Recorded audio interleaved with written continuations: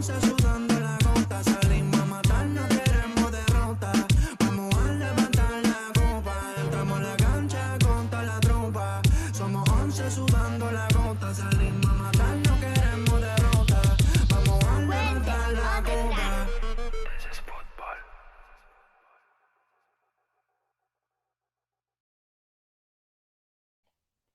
Welcome to This is Futbol. Bienvenidos a This is Futbol.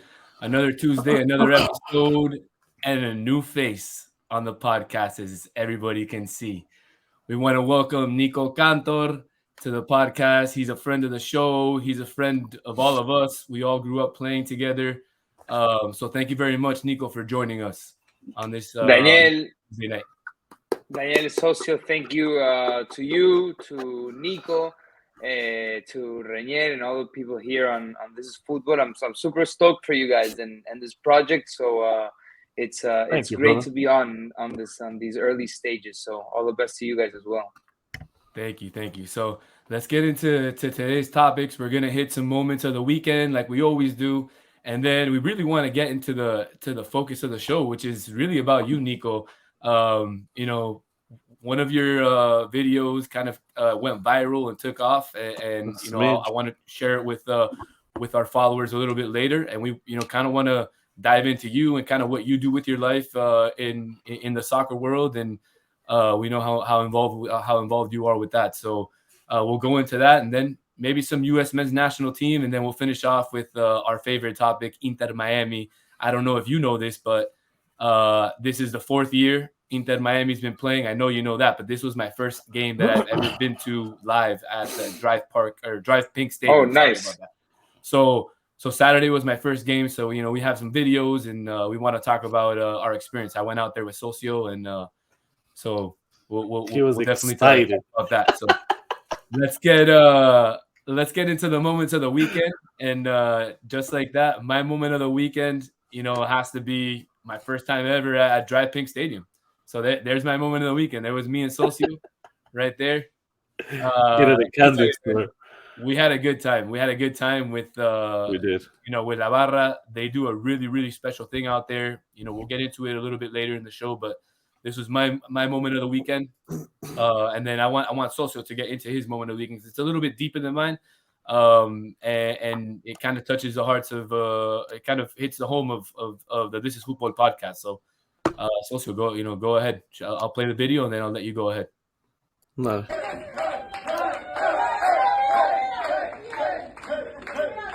I have to explain what the video is about.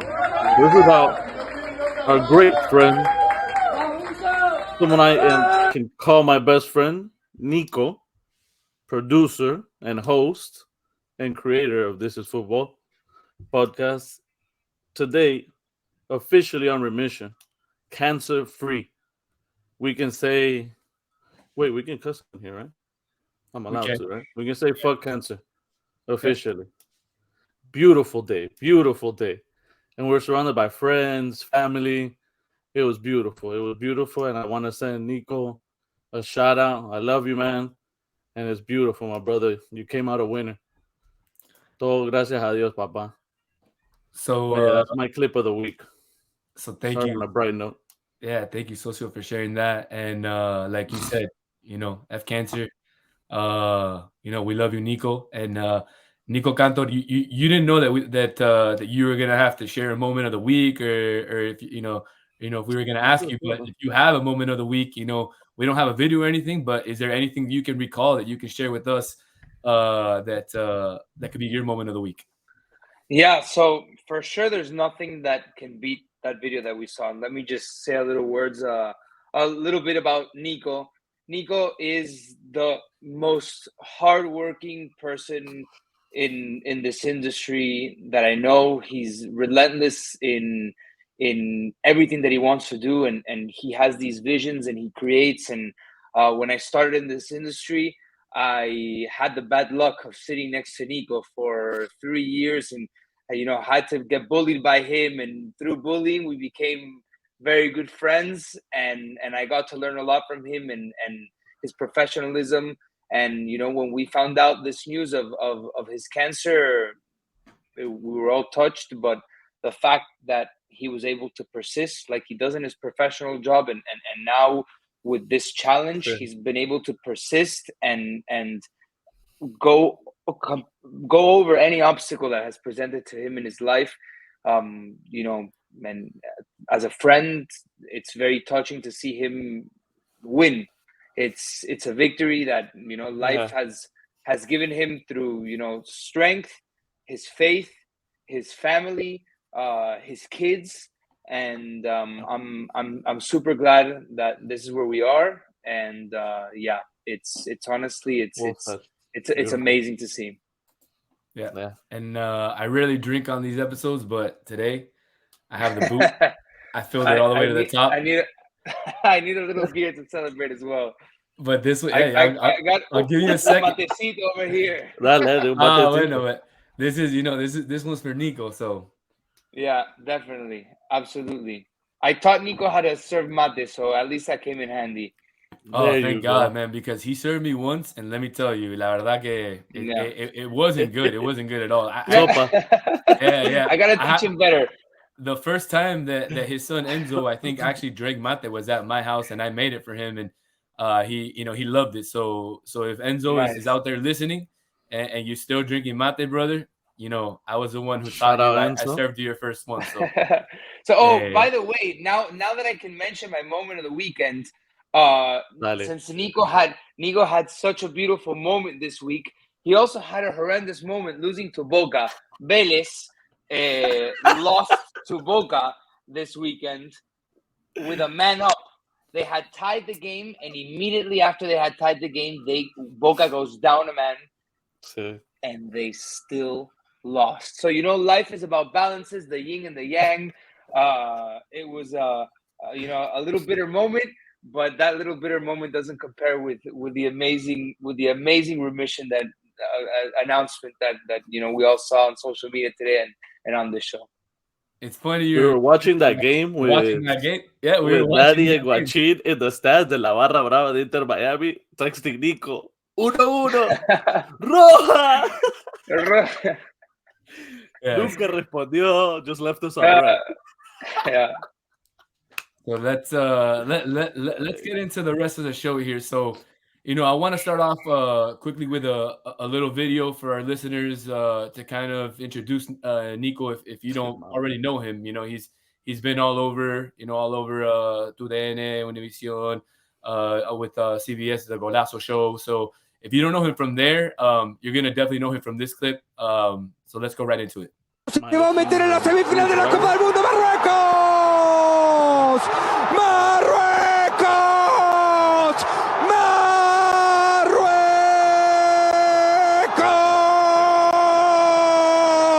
Y rezarán, Allah, Allah, Allah, Allah, Allah.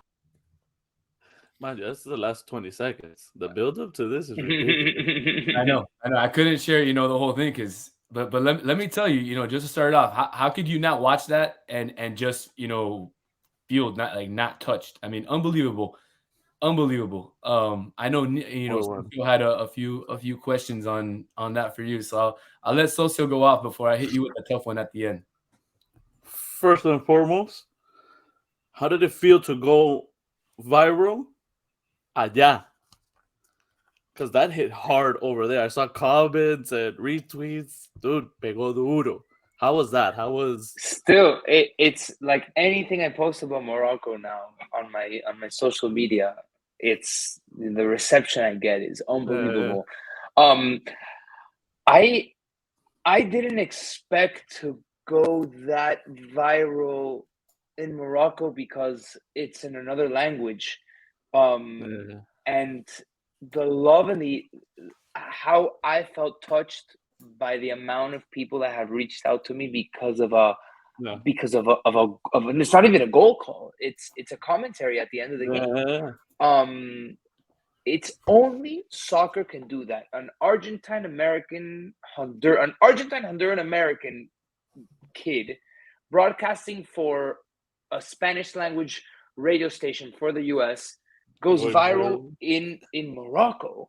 And there's so many key moments that led to this incredible relationship I formed with the country of Morocco and its people. Yeah. It's the instance, right? It's the quarterfinals of the World Cup. They made it to the semifinals of a World Cup. In fact, it's crazy how destiny works. My dad, they were doing assignments, and he told me, look, for the quarterfinal, I can give you Brazil, Croatia, but that means that you won't be able to see Argentina at the stadium. But if you don't do Brazil, you'll do Morocco, Portugal. And I had done Portugal, Switzerland a couple days before, and I wanted to watch Argentina at the stadium, so I said, yeah, let's do it. Of course, I mean, any quarterfinal game is amazing, and it's the right place, the right time, and the feeling I got in that moment. Everything that you see there is genuine. I didn't rehearse it. I didn't practice it. It was just I was getting so hyped in that moment because you live for those type of moments to witness that live, and it was happening. And as we were getting closer to the 90th, it was like, yo, they're gonna qualify. They're gonna beat Portugal. It's happening. And I wanted to step up to the moment because I could see. I was looking around. I was just conscious of the moment. They were suffering, the Moroccans. They were like having panic attacks, like they're heavy breathing. You could see in their chest, their faces. Feel that energy.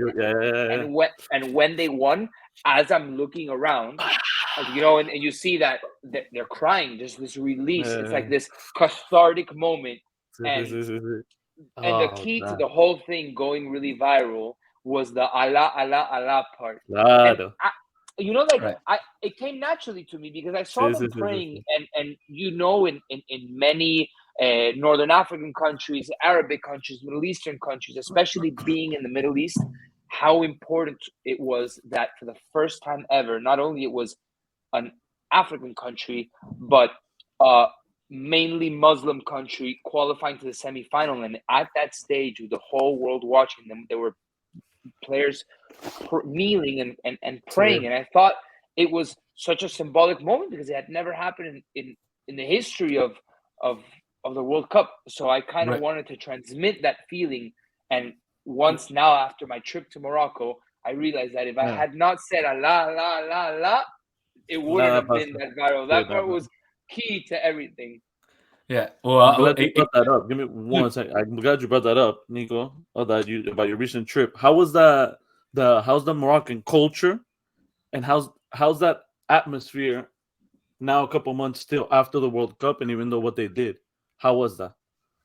So I think these guys are going to be heroes forever, because not only did they achieve the something so glorious, they achieved something unthinkable. Nobody in Morocco thought that they were going to make the semifinals of the World Cup. Impossible. Semifinals of the World Cup. I think you can say nobody in the world thought that Morocco would make it. Maybe only them, believe that they can make it as a team. Not even them. As a player, you have to believe you can make it. Right. But I'm saying nobody in the world.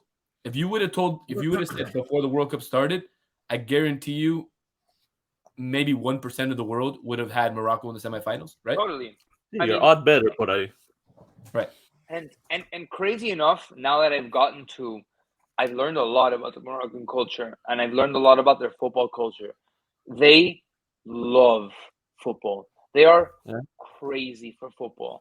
I think they're perhaps one of the most underrated soccer countries in the world when it comes to atmosphere, when it comes to passion of the fans. Like, it's not just like I went to the Club World Cup and I saw Wydad, which is one of the main teams in Casablanca. I saw Wydad against Al Hilal from Saudi Arabia, and the Wydad fans were nonstop. like all that whistling. Remember the whistling in Qatar when they wouldn't have the ball Yeah. the whole time?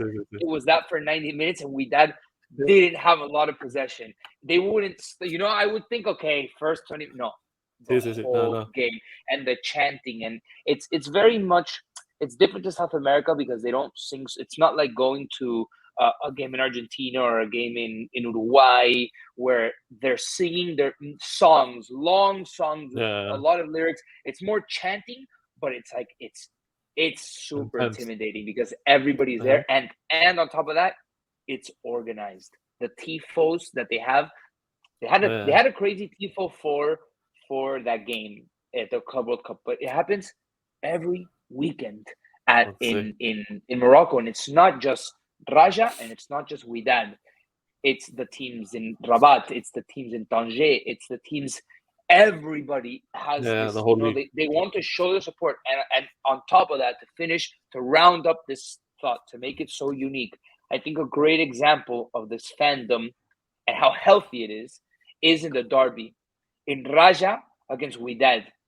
They play in the same stadium in Casablanca, and half of the stadium is Raja, and half of the stadium is Wydad, and they see it as a weakness when you fall into violence, when you take it overboard in that sense. If you're fighting, that means that they're chanting God to you, and you don't have a response in the fandom. You just gotta chant louder and sing a song and return it with a song. And once the game is over, it's done. Whereas in South America, a lot of times, a little louder y le querés romper la cabeza al otro.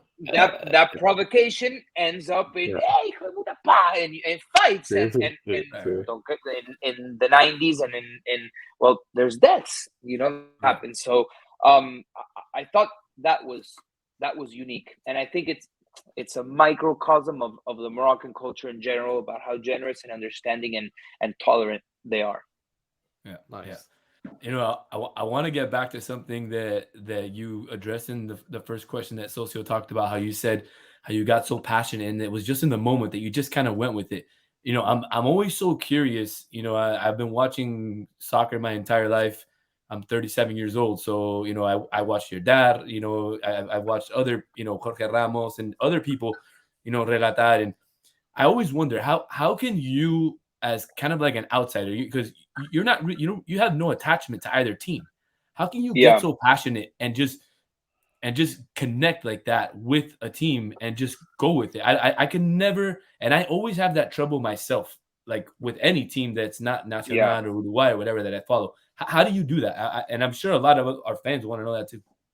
Yeah, great question, actually. Man, I love soccer. I love it. And I sympathize a lot with fans and because soccer is about the fans at the end of the day, and I kind of get obsessed with how fans are so devoted to either like a club or their country. The country, it's almost it's easy to empathize with what they're living because I think in a way Daniel, you do it the same way with Uruguay. My mom and my mom's family do the same thing for Honduras, and I see how I see those struggles, and I know for Honduras, for them to get out of the World Cup group is massive, and I recognize how important that moment is. And I feel it. I'm touched by it. In that commentary towards the very end, I say, "Por esto vivimos." This is what we live for. And when soccer gives you these moments, I love how sports. Only in sports can you have these type of moments, and every 4 years we wait for this to happen, and it happens, and it delivers. And for example, on the Golazo show, where we're in Europa League, for example, I've kind of gotten obsessed with the stories of Union Berlin and Freiburg, two German teams that this season have just put together these unexpected campaigns, and these fans, they can't believe it. it's so crazy that this is happening, and you can't help but want them to win. Obviously, you got to be objective, right? I can't be like in the final moments Union is getting eliminated. But Right. like this weekend, I found myself like Bayern scored against Union. They cooked them, and I was like, oh, they conceded earlier. Like no. This is right. You know, I want Union to win because those are the amazing stories. First of all, it's an underdog story, and how can you not? And you just end up falling in love with these stories, and I think soccer is sports, but especially soccer, because I think soccer allows you to have such a cross-cultural understanding of so many things that no other sport can give you. Like, I know so much about Turkey. I have some of my best friends from life. I became friend. They're Turkish, and the first topic of conversation, soccer. And I've gotten to know. I know the Turkish Super League, one of the best leagues I know because of my friends. You know, and it's a cross-cultural thing. Yeah. No, yeah. I mean, and I'm glad that you brought up the Golazo show, because I kind of wanted to head into that direction next. And I know, you know, Socio has something special that he wants to ask you there at the end. But before we get into the, you know, into the Golazo show, you mentioned, you know, how in Uruguay, I mean, I can understand and I can empathize with Morocco and getting into the World Cup, and then I can also empathize with Union Berlin, how you say, you know, these underdogs, it's like a Leicester story. Just like how, you know, we all empathize with Socio this season with Arsenal. Arsenal's the underdog story. Unfortunately for them, you know, it's been tough. And so, you know, in the chats, you know, we're all empathizing with him. You know, even one of our good friends, he's a Chelsea fan. You better win for Arsenal. You better win. You better win. Oh, we're overachieving. I said from the beginning, top 4. And I said, I'll say here, para que la gente vea. I said at the beginning of the season, Arteta, we make top 4, I have to publicly apologize because I'm not going to lie, I was Arteta out. Okay. If we don't make... Y ahora salen campeón. We're overachieving. Okay. No, ahora top 4 and apologies. Salen en la rodilla. No, he has to get Arteta's face on his butt. No doubt. Absolutely. No. I mean, you heard it here live. If Arsenal wins, Socio has to get Arteta's face on his butt. I mean, no, chill. Absolutely. I mean, it has to happen. Again, we're overachieving. We're overachieving. But yeah, right now I'm riding a high. Of course, every week I'm going to tell you. Top of the league. Papa. All right, well, going into the Golazo show. So, Nico, you had a chance, you know, working on that show to work with a lot of interesting personalities. You know, some of the likes of Roberto Martinez, you know, Socio's favorite, Thierry Henry, and, you know, some other football greats. How has it been, you know, to be able to be in the presence of some of those, you know, legends and really kind of learn from them and I guess really just talk to them, because some of us, you know, we don't know, we don't get the chance to do that. So how does it feel to do that? Yeah, it's unbelievable, and sometimes, you know, for me it's almost never normal having a conversation with Thierry Henry and explaining and sometimes at some points you're not even talking about soccer, you know, like I'm there, I could be talking about soccer all day, but de repente Henry's talking to you about something that's not soccer, and it's crazy. It's crazy how football, imagine, Henry is such a cultured person. And he knows so much about the Latino culture, for example. And we speak in Spanish, you know, we speak in English, we speak in French. But also with Jamie and Micah, you learn a lot about their perspective and the stuff that they've lived. I worked for a really long time with Gustavo Poyet, Uruguayan legend, and you know he's had so many stories about the Premier League back in his day. Before I was watching, he was playing. I was, I don't know, like 10, 9, even younger, in the 90s, when he was like at Zaragoza and winning Copa America with Uruguay. But we've become friends, and you know, I've been to his house and I've met his family. He's met my girlfriend. Like, it's just kind of crazy to hear all these stories with Freddie Ljungberg as well, who's the most low key guy. He's the most low key guy for how elite he was, or how much he maintained himself in the elite. He's like the most chill person. Like if I got agrandado playing high school soccer, like back in the day, I thought it was the fucking best. Like, this guy should be the cockiest, like cockiest of the cockiest, the most arrogant. He won the Premier League, part of the Invincibles. Humility is too little of a word for him. Like, he's more than humble. It's crazy. Canté le queda chiquito. It's crazy to see how, honestly, and it's awesome because, you know, we've become friends as well, and I've heard so many crazy stories about the Invincible, about the inner workings of Arsenal at the time with Wenger and stuff like that. Just, you can pick their brains, and it's honestly it's a privilege to get to do that show and being in London with so many brilliant minds of football. Absolutely. And you know, let's not play it off. It's not all, you know, play for Nico on that show. I mean, you go over there and you have to leave your family here and, you know, your loved ones here, and you go over there for a couple weeks at a time, and it's hard work. So it's not, you know, you go out there and spend time with these legends and all that. I mean, Nico goes out there and it's a tough job. So, you know, I want everybody to know that, because I know that, and then, you know, folks that don't know you personally don't know that. So it's important for them to know that it's not an easy job that you do. So we appreciate that you do it, and we all watch your show. So thanks, man. We love it. So I know Sosa has something special he wants to ask you there. Before it was a question, but we already went over it. Pero Nico, yo, get Titi to send me a shout out, dog. Un videito, un saludo.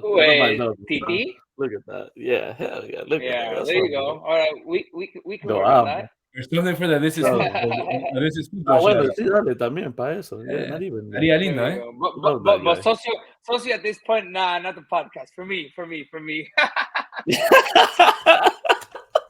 Shoot. That's what he's gonna text you later. Forget what Solana said. Don't listen to what Solana said, bro. Just send me the video. That's what he's gonna tell you. But I'm saying, like, hey, let's do one for the podcast. You know, if we can get two. Yeah, you're right. So, all right, but let's move into the next topic. So, you know, we have Champions League coming up next week. We know that you're very involved in European football, Nico. You know, I want to get some of your takes on some of these matchups coming up. We have a lot of really nice second legs coming up, so I'm going to put it up here on the screen so everybody can see. So, you know, we've got a lot of interesting games coming up next week, a lot of close scores, other than, you know, unfortunately, that big thrashing of Real Madrid over Liverpool in the middle of last week. But other than that, I mean, every series seems to be pretty manageable and seems to be able to be, you know, turned over. So I want to know, you know, first what you think, Nico, of all of these, you know, legs, which do you think has the possibility of being flipped? I mean, they're all pretty much in the balance. I would say that maybe Frankfurt, out of the teams that they have very slim possibilities, I think Frankfurt won't, and Liverpool won't. Okay. And you know who else? I think Bruges is gonna have a tough time winning that one. But everything else, it can go either way. Obviously, I think Chelsea's gonna be out. Dortmund is on fire right now. I don't know with Spurs Milan. I see potential in Spurs, although it's not pretty. They're slowly finding their form. I think it's going to be great that they have Højbjerg back. They didn't have Højbjerg for the first game. And the midfield, when it's Bentancur and when it's Højbjerg, it's a very different Spurs. So, but they didn't have either of them in the first leg. And Milan is this very chippy side. They haven't been able to convince me at all season long. Like, they'll win and then they'll lose a lot, and then I don't know. You don't know which Milan you're gonna get. And at Spurs, there's hope, and Harry Kane can do whatever he wants. I think if the wingers this season haven't been at the level that they were, especially Son and maybe even Kulusevski. Like last season, muerto. They wasted money there. Richarlison, I don't know. I think we'll get there now. I think Spurs has a possibility of turning that around, and we know how PSG Bayern can be. Bayern is not that impressive at the moment. Before moving on from Tottenham's been doing well without Conte. These last 4 games that they've had a good run. Es sin Conte, es con the interim manager. Right. Well, yeah. I mean, it's still Conte, right? It's not like he's like just completely removed. It's his system, but somebody else running it essentially. But it's working with him on just like right now, I know Nico's watching and he's telling you guys what to say for the whole show. You know, that's what you think. That's why we haven't touched Liverpool. That's what you think, but today everything is right here. And Nico is not in the production. You know, that's why today the production might be a little rough. That's why we avoided Liverpool today. You know, we're gonna get into it because I'm not gonna lie. I think Alvarito Rodriguez might get the start. The reason why. Might get the start, and he might lay 1 or 2 on them. And it'll be interesting if a young 20-year-old Alvarito Rodriguez puts 2 on Liverpool, because he's gonna be calling for the national team now. You think he'll start? Say it without the Uruguay shirt on. Don't get him started. Exactly. Without the Uruguay shirt on. Yes. Do you know why? I think because with all the amount of games that Real Madrid is going to be playing now, since they had, they went to the Club World Cup and they had those games, they're behind now in La Liga. So they're going to need to have some sort of recambio. And if you're coming home and you're up 3 goals on Liverpool, I think it's a possibility that he starts and you rest Benzema. I don't know. I would flip it. Who do they have at the weekend? Real Madrid. I don't know. Let's look it up. But I would start him at the weekend. I would start him at the weekend against. Yeah, give him the last 30 minutes contra Liverpool. Possibility. Copa del Rey el jueves. Liverpool. They have Barcelona. Then they have Betis. Sunday. Espanyol. There's 3 games. They've got Barcelona, which Benzema will play. At Betis is a big game, and then I think Alvaro. I think he's gonna in one of those 3 games. Okay, for sure he's not gonna start the Barca game, and he's gonna start either Betis or Espanyol. If we're saying that he's gonna start, I think he'll start Espanyol. I think it's way too arrogant of Real Madrid to start a youngster to give him the nod for that game in a Champions League match, because just because you're by 3. Crazy. Hold on. Champions League is crazy. Liverpool es un gigante de Europa. But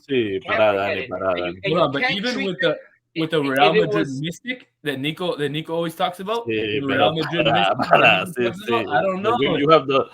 You're pushing the Uruguay agenda, por eso. No. But I agree. I agree. It would be a little different. Also has mystique. Liverpool also has this. That Istanbul. I mean, they scored 3 goals in 45 minutes. Who's to say that they can't do it in 90 minutes? Obviously, in Bernabeu, it's going to be very tough. But it's not. They're not winning by 3 goals against Shakhtar Donetsk. They can't give themselves that luxury in a Champions League match. Didn't Liverpool flip it on Barcelona a couple Champions Leagues ago? Sí, but Barcelona. Right. Oh, but that's what I'm saying. It's a possibility. I mean, they're not playing that good, but they also have that mystic that anything can happen. In Champions League, like you said, anything can happen. So but all right. Well, I want to get into another topic here, because I think we talked the hell out of the Champions League. Sick of the Champions League, but I want to get into talking about something that we've talked a lot about lately on a lot of our episodes, and that's the U.S. men's national team. And I know that's something that you've been very close to, because that's another one of your, relatos that I've heard that you've done, and it's another very good one. But I want to get your take on, kind of what happened with, the whole Gio Reyna and, Greg Berhalter thing, and then moving on from that, as a second parter. I want to know who do you think is the favorite to become the U.S. men's national team coach? So the Gio Reyna thing, I think Gio's over it. About someone. And I think I think Berhalter was done before any of this happened. Like the timeline and the sequence of events starts with Berhalter at this leadership conference where he kind of had named no names, but essentially alluded to someone with poor behavior that almost got kicked off the national team, but they dealt with it. And it was obviously Gio Reyna, we found out. See. And I think by just those are like things that you got to keep in house. You took care of it in house, nobody found out, done. Yeah, leave it Situation there. Yeah. done. You don't need to say, and I think by saying that and those comments leaking, Berhalter had made his own bed. And I don't think you could have. I don't think you can regain the trust of the locker room after. Exactly. After, it's a violation of trust. How do you have credibility with your best players if you're not ratting out, but just airing dirty laundry with non-soccer with away from the group, and then the whole thing with Claudio and Daniel Reyna, the mom, happened. That petty as fuck, ridiculous, petty, and just childish. Shit that used to happen in our club teams and shit. We just need a new manager to sort things out and turn the page. But the thing is that someone needs to come in to that locker room that these kids, I would say kids, I mean, they are very young. They're still in their early 20s, that they respect. Are you pointing to the Thierry Henry shirt? That's who he was. We've thrown around a lot of names here on the This Is Football podcast. We've thrown around Bielsa, we've thrown around Tata Martino. A couple of our guests, Chelo Balboa said obviously the obvious choice would be Jesse Marsh. We've talked about Jim Curtin from Philadelphia, possibly Brian Schmetzer from Seattle. I mean, those are the obvious in-house. Do you think it's time for the U.S. to make a splash? Because we tried to make a splash back in the day with the Jurgen Klinsmann. With Klinsmann. With Jurgen Klinsmann. And I don't know if it was the right time yet to make the splash. But I think now is. And I think you're agreeing, right, Nico? It's time to hire someone with winning experience. And the crazy part is that they have the only competition really that they're playing in is Gold Cup that comes once every and Nations League, but Nations League doesn't really matter until the last two games, which is not good for the development. You got to be playing. You got to find somehow to play important friendlies against top tier talent, because you're just gonna have glorified friendlies. Right. And who wants to come in, sit in, and take this job? If you're an elite coach, I said we had this discussion recently on air. I forgot on which show, but I think Jose Mourinho would be a good fit for this team. I think the players would give him the respect. I think the press in the United States would give him the respect. And I think it would be a good fit. It doesn't matter if it's or defensive. For these players, he'd learn to grind out wins and get difficult wins and figure it out. But the thing is, if Mourinho makes Champions League, I highly doubt he's going to leave Roma in the Champions League to take on the U.S. men's national team, where he's playing once or 3 times every couple of months. So it's not easy right now. It's not easy to go find a coach there's not that many top managers available right now that you can just go pluck out of a hat and be like, hey, there's a great world-class manager. Yeah, let's do it. Roberto Martinez is in Portugal. He took a job immediately. That would have been a good fit as well. There's so much talent, and I think these guys need someone that knows how to European educated that knows how to get this talent together and take it to the next step. Because what is the next step? I think the U.S. had enough talent to beat Netherlands, for example, and to make it to the quarterfinals of the World Cup. But collectively, maybe they're not as good as the Netherlands. Netherlands obviously just has another level of class that the United States hasn't developed yet because it's a young team. But hey, guys, we only have one shot. It's the 2026 World Cup at home. Minimum quarterfinals for all. Mourinho is a good shot. This generation. He's great for short tournaments. Yeah. This generation, this we've been talking it up so much, and if they don't make the quarterfinals, at least, fair. I would consider it a failure. One kind of data note that I want to throw out there, and it's something that it was shared with me over the weekend, and it's funny that you mentioned Jose Mourinho as a coach, but did you know, Nico and Socio, that there's never been a international ever win a World Cup? A foreign manager, foreign coach. Stats are meant to be broken.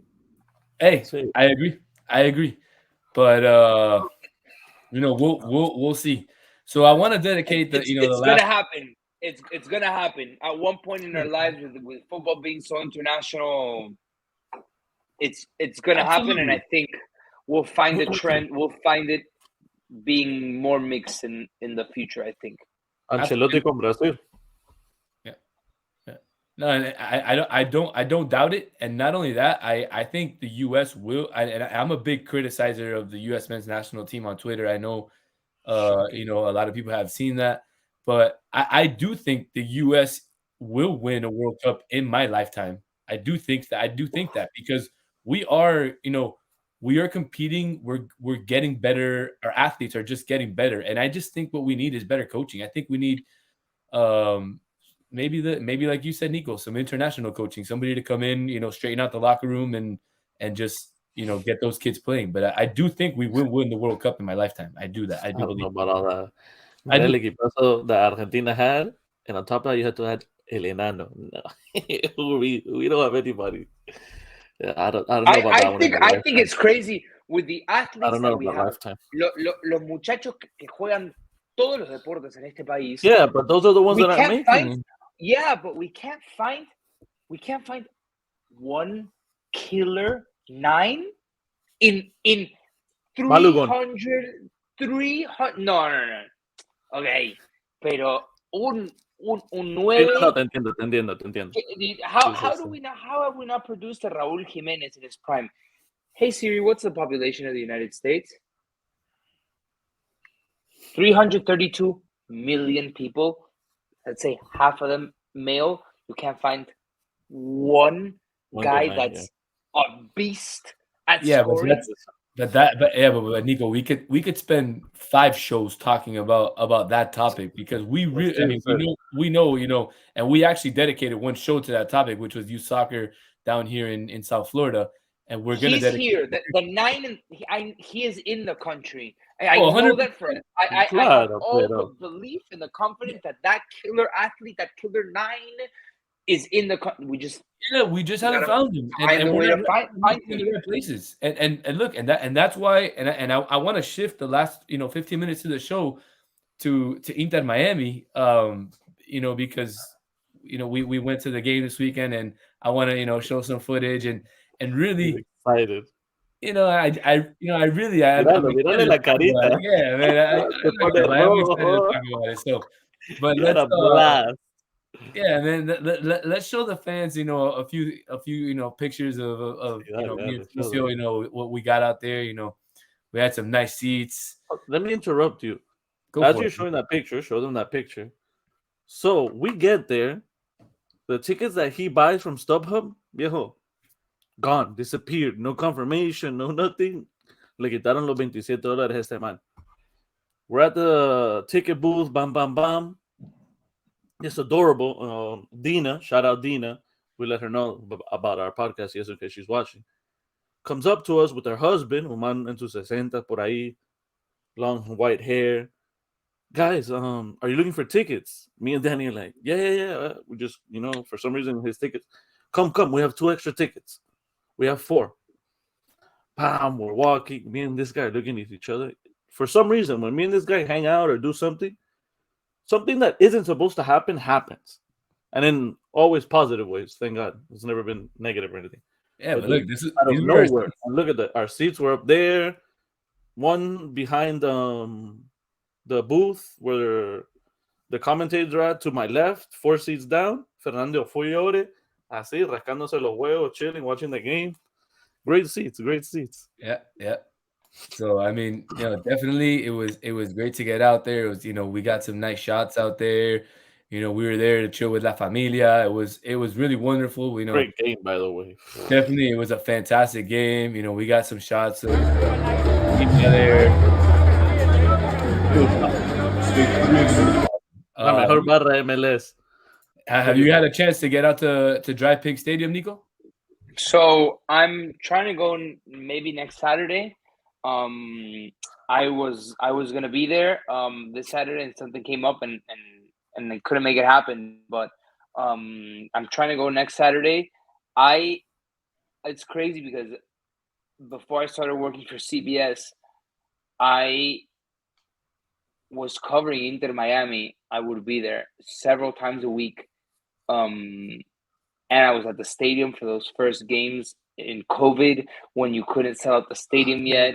And it's crazy how much it's changed. And it's awesome to see the Latino culture in Miami. And funny enough, at the FIFA the best ceremony that the Argentina fans won best fans of the year. Yeah.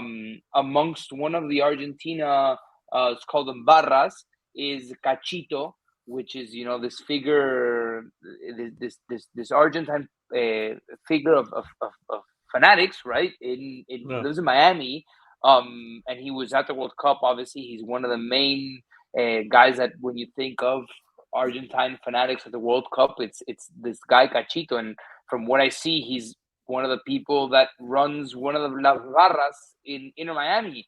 So you're saying it's the best barra in the league? Well, we got some of the best barras in the world and the best barras of the league. So it's awesome to see that. It's and I mean not only Inter Miami but throughout the MLS, there's this Latino influence of barras and of fanaticism that we need to step our Tifo game up. I mean, you go to an Atlanta United game, and 80% of their chants are in Spanish. Yeah, well, there you go. And you have the American. I mean, the first ever MLS game that I went to post the fusion and all that was at Mercedes-Benz Stadium. I told Greg Garza that the other night, and I sat in the supporters section, and you have these Americans chanting "Dale, dale, dale, dale, dale, dale, dale." And I'm here like, dale, vamos arriba, carajo. And I'm like, vamos, like, and it's just it gets you going. And I'm not gonna lie, man. I've been critical about going to the stadium, and I've been critical about going to see Inter Miami because I don't want to make the drive. I said I wasn't gonna go till they moved to Miami, but we made a promise to the fans. We went out there, and awesome. Let me tell you, and it was wet the whole time. The hospitality and Socio, you can echo my sentiment. Hospitality A1. That was great. That was great. That little Vice City corner. Yep. Hey, Nico, we got in. Nos dieron un choricito. Nos preguntaron, ¿quieres un fernet con coca, una cervecita, algo? It was like that. It was like buenísimo. Well, I hope I can get there on Saturday and get the Vice City hospitality as well that you guys got. I'll be there. So if anything, text me and I'll get you in. I know a couple of the guys. I know you know a couple of the guys. I know a couple of the guys. Let's go and we'll have the choripans together and we'll talk about the show and some soccer. So, but I'll tell you, like I said, I've been very, very critical. But I have to say, I love my experience there. Absolutely love my experience. That's awesome.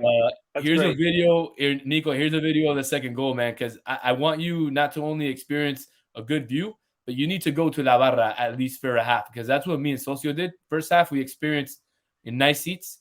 Second half we went with La Familia, and look at it. It's beautiful. Come on. I mean,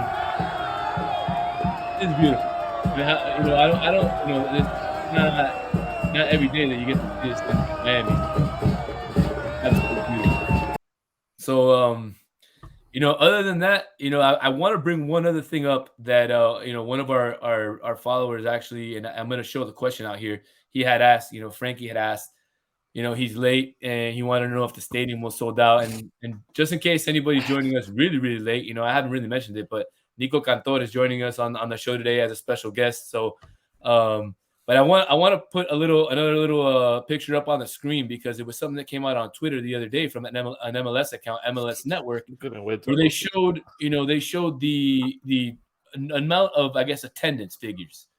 And I thought it was a little unfair. So I kind of responded, to that person and said, let's look at it a little bit differently. Yeah, there was almost, 69,000 people there in Charlotte. But if you look at it, it was only 92% sold out. You look at Inter Miami, we were down here on the list with only 17,655. But we were 98% sold out. And the place was rocking. I will tell you, Socio will tell you, it was full. Beautiful. It was amazing. Nobody left earlier. Everybody was. So I think it's a little unfair to show that stat. Yeah, I hope this Philly game va lo mismo. We're gonna need it for the Philly game. You know what's important? I think Bielsa had said it, that one of the most important things you could do for the growth of soccer is support your local soccer. And I know that Fort Lauderdale is a drive and a half for us that live in Miami. But I think, the stadium experience, if it's worth it to go up on a Saturday and what time were you back, for example? So we went up really early because we wanted to get some footage and stuff. So we left like around 3:30. Around 3:30. Llegamos ya a las 4:45. Yeah. 4:45. Yeah, it took about 40. And got back 10:30. 30 minutes. 11. Yeah, the drive back's easier. Yeah, but drive up. Oof. Look, I think for now they're gonna get support. I think they found people to want to go to Fort Lauderdale, and the more you develop this, the team, and the better the team gets, the more that people want to go, right? But I think it's gonna be something else when the team moves to Miami, because they built the whole selling point of this franchise was in Miami. And it's crazy that it's like history repeats itself, and they're at the old Lockhart site, and we're finding ourselves doing the same things that we were doing 20 years ago, and I think they know that, and we all know that this is temporary, and once they can get, I think it's called Miami Freedom Park, where Maurice golf course is in front of the airport. Once they have that, I think that's going to be amazing. I think that little area is going to be a mile away. Nico, I have insider information that the loan has been approved, and the construction will get started sometime at the end of March. So, wow. On Saturday, I'll let you know how I know that insider information. But unfortunately, I can't let the listeners know. That's just some insider information. You got to protect your sources. Absolutely, you gotta tell anybody. But that's gonna be the next stage. That's this whole vision that Jorge Mas and Beckham had on the outset of this team. When you play in Miami, and I think that's gonna be the next level. I think that's when you're going to be able to attract real stars, and especially in Miami, like, I think Miami needs stars. I think Higuain was a good start, but when are we going to get somebody in their prime that's bossing? Yeah, true. Yeah. Kind of like a Lorenzo Insigne for Toronto, where's someone that is still able to play at a top level, like, or what Chicharito, I guess, was in a sense for LA. I think from a marketing Rescue perspective, it Pulisic was from great. Chelsea. You know, I had. Rescue Pulisic from Chelsea. Tráiganlo para acá. I mean, Imagine. that would be fantastic. Why not? I mean, that would be a dream signing. Yes, but for Inter Miami, it needs to be a Latino. It's got to be someone to make them the face, to make the face of the club. Look, that's been a topic on a lot of our shows, and we've gotten back and forth from some people on that. I agree with you. And look, I know we say it needs to be somebody in their prime, but I had an interaction today with somebody over Twitter, and it's funny that that Frankie says that, and I'm going to that, but you know, shocking. What Suarez is doing in Brazil, I mean, he would have been amazing here. I mean, yeah, I think Suarez would have been. The thing is that Suarez didn't have Inter Miami didn't have the discovery rights on Suarez. So if he was to sign for an MLS squad, it would have been for LA. I think it was LAFC. Was it LA? Isn't it like 30, 40 grand for that though? It was LAFC had the discovery rights. So there was talk that he was going to go to LAFC. And then that never really materialized. And I think eventually he wanted to come to Miami. And I think for example, I think like $50K. Right, but I don't know if you can pay off that discovery right, for example. Anyway, but Suarez, for example, would have been unbelievable at Inter Miami in the sense that a legendary figure. And yeah, what he's doing in Brazil now, I think we need to take it with a grain of salt because it's not the Brasileirão and it's the Campeonato from Porto Alegre, which is you're playing second and third division teams. But it's similar to the MLS. Let's be honest. I mean, it's less traveling and it's local. Yes.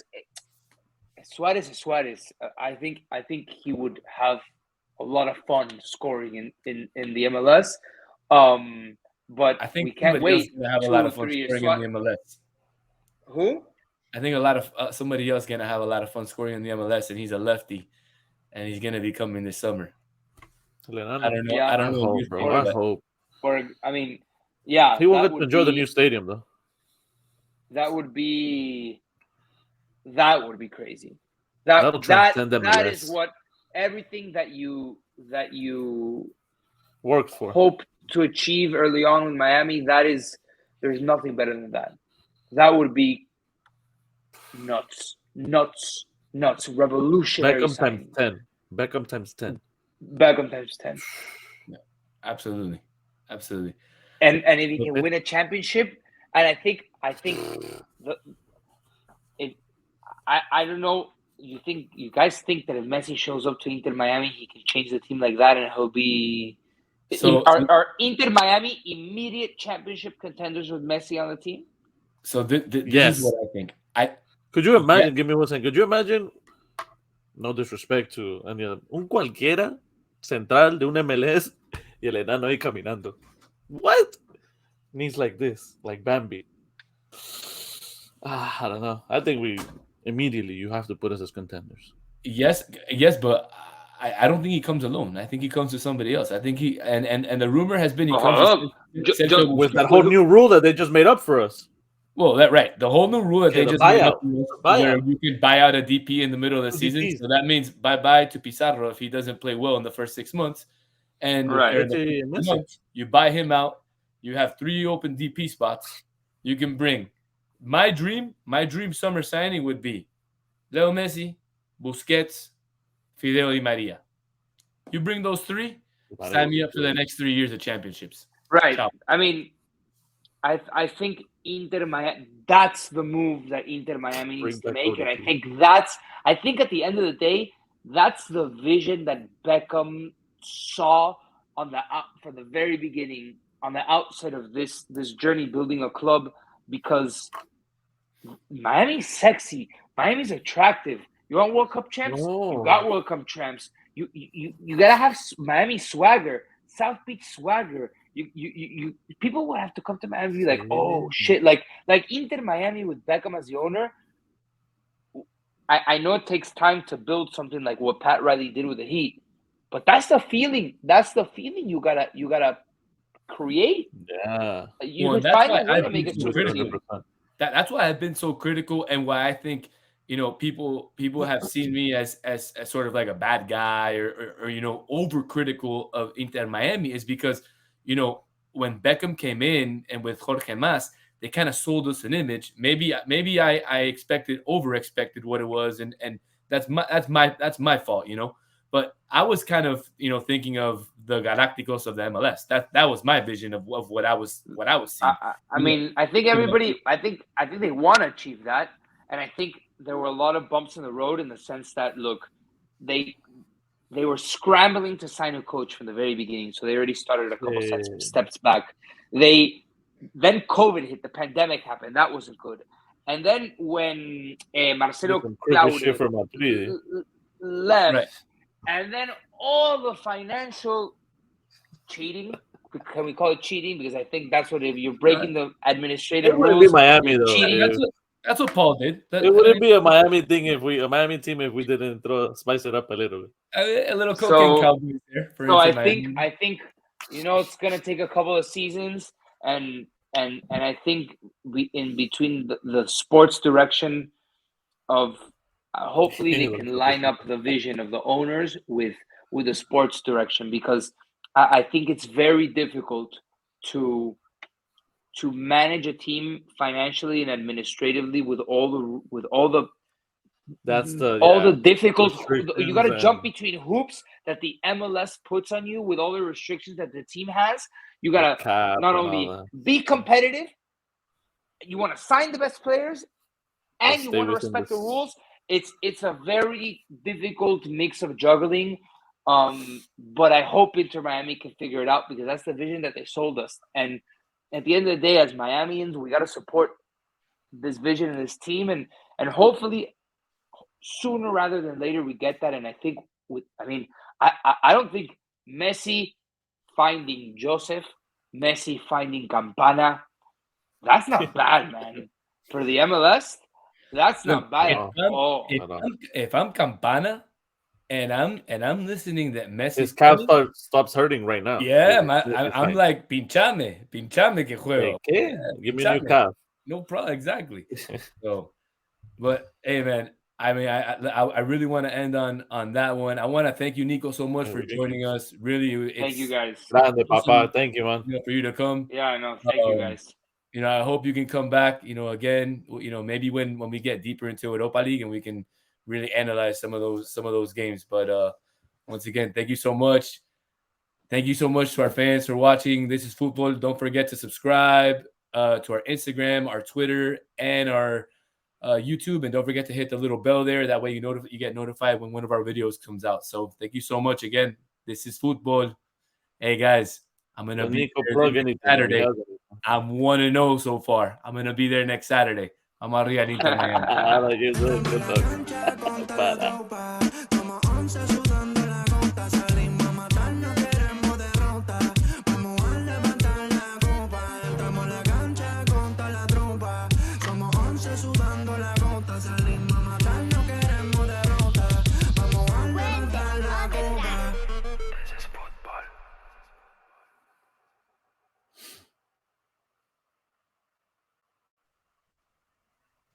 Dale.